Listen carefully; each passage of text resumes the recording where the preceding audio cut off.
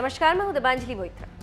चीन की एक ही ख्वाहिश है कि वो किसी भी तरह अमेरिका को पछाड़कर दुनिया का बादशाह बन जाए और इसीलिए चीन कुछ न कुछ करता रहता है जिससे उसकी ताकत में इजाफा हो और वो बादशाह बनने की ओर अग्रसर हो।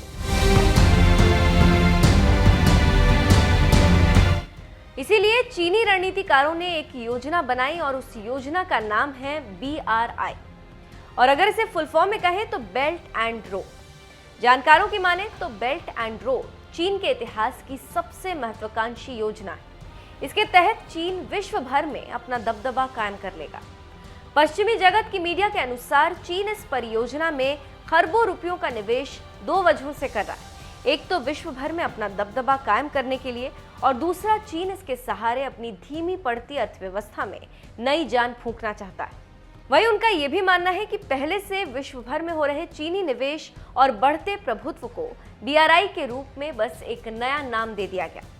बेल्ट एंड रोड, जिसे चीनी भाषा में या डाई यी लू कहते हैं, इसे आप चीन का 21वीं सदी का सिल्क रोड कह सकते हैं। इसका मतलब व्यापार के उन जमीनों, गलियारों और समुद्री मार्ग से है जिसके रास्ते व्यापार को आसान बनाने की तैयारी।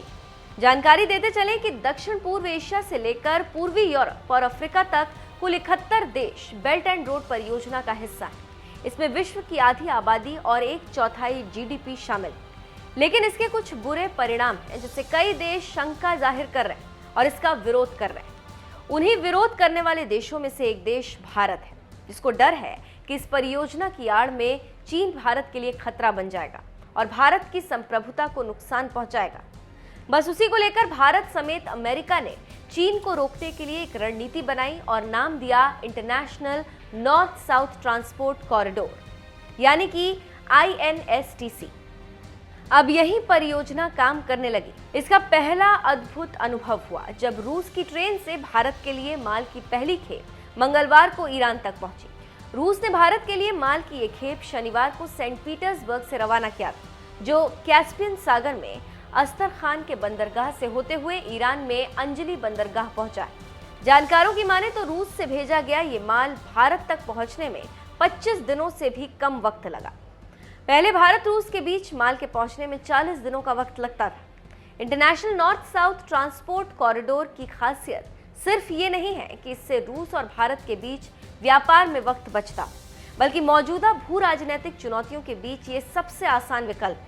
साथ ही इस रूट से भारत और रूस के बीच व्यापार की लागत करीब 30% घट जाएगी। नॉर्थ साउथ ट्रांसपोर्ट कॉरिडोर की नींव 12 सितंबर 2000 को पड़ी, जब भारत, रूस और ईरान ने सेंट पीटर्सबर्ग में एक समझौते पर दस्तखत किया।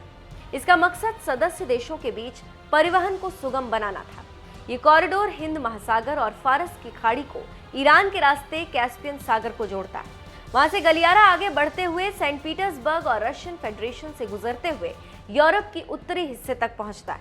इस प्रोजेक्ट से अभी तक 13 देश Azerbaijan, Belarus, Bulgaria, Armenia, Bharat, Iran, Kazakhstan, Kyrgyzstan, Oman, रूस, ताजिकिस्तान, तुर्की और यूक्रेन जुड़े। बस इसी बात से चीन डरा हुआ है और अपनी बर्बादी पर रो रहा है कि मेरी महत्वाकांक्षी परियोजना को भारत ने बेकार कर दिया।